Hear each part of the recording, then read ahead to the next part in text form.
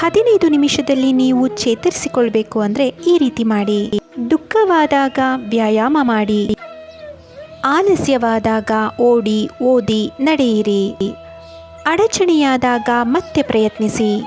ಒತ್ತಡ ಹೆಚ್ಚಾದಾಗ ಕೆಲಸ ಕಡಿಮೆ ಮಾಡಿ. ಚಿಂತೆ ಹೆಚ್ಚಾದಾಗ ಧ್ಯಾನ ಮಾಡಿ. ಅಲೆಮಾರಿ ಮನಸ್ಸಿದ್ದಾಗ ಪ್ರಕೃತಿಯ ಕಡೆಗೆ ಹೋಗಿ. ದಣಿವಾದಾಗ ಸರಳವಾಗಿ ವಿಶ್ರಮಿಸಿ. ತೀವ್ರ ಒತ್ತಡ ಉಂಟಾದಾಗ ಆಳವಾಗಿ ಉಸಿರಾಡಿ. ಯಾವುದೇ ವಿಷಯದ ಬಗ್ಗೆ ಗೊಂದಲ ಹೆಚ್ಚಾದಾಗ ಅಭ್ಯಾಸ ಮಾಡಿ.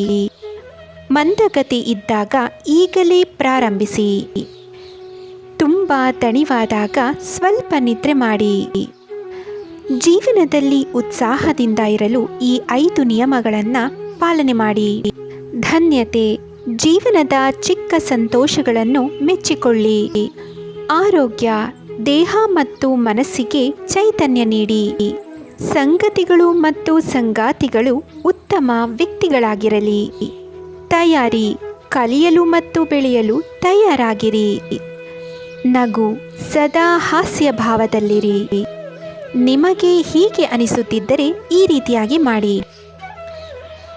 ಅಸೂಯೆ ಉಂಟಾದಾಗ ಹೆಚ್ಚು ಗಮನ ಕೇಂದ್ರಿತವಾಗಿರಲಿ. ಆತಂಕಗೊಂಡಾಗ ಜಾಗೃತರಾಗಿ ಇರಿ.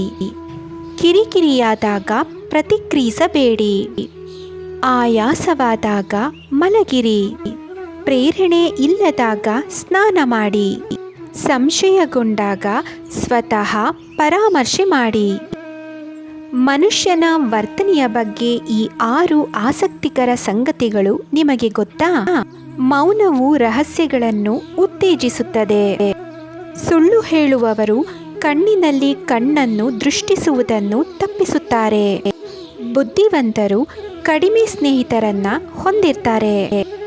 ನಗುವು ಸಂತೋಷವನ್ನು ಹೆಚ್ಚಿಸುತ್ತದೆ. ದೇಹದ ಭಾಷೆ ಭಾವನೆಗಳನ್ನು ಪ್ರತಿಬಿಂಬಿಸುತ್ತದೆ.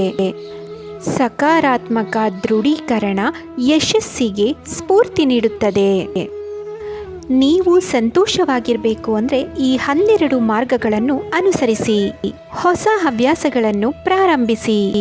ಎಲ್ಲದರಲ್ಲೂ ಸ್ವಯಂ ಸೇವೆ ಮಾಡಿ. ಹೌದು ಎಂದು ಹೆಚ್ಚು ಹೇಳುವ ಹವ್ಯಾಸ ಮಾಡಿ. ಮೊದಲು ಒಂದು ಸಣ್ಣ ಹೆಜ್ಜೆ ಇಡಿ. ನಿಮ್ಮ ಪರಿಸರವನ್ನು ಬದಲಾಯಿಸಿ. ಹೊಸ ದೇಶಕ್ಕೆ ಭೇಟಿ ಕೊಡಿ. ಒಂದು ಕಷ್ಟಸಾಧ್ಯವಾದ ವಿಷಯವನ್ನು ಕಲಿಯಿರಿ. ನಿಮ್ಮ ದಿನನಿತ್ಯದ ರೀತಿ ನೀತಿಗಳನ್ನು ಬದಲಾಯಿಸಿ. ನಿಮ್ಮನ್ನು ಪರೀಕ್ಷಿಸಲು ಸವಾಲಿನ ಪಟ್ಟಿಯನ್ನು ತಯಾರಿಸಿ.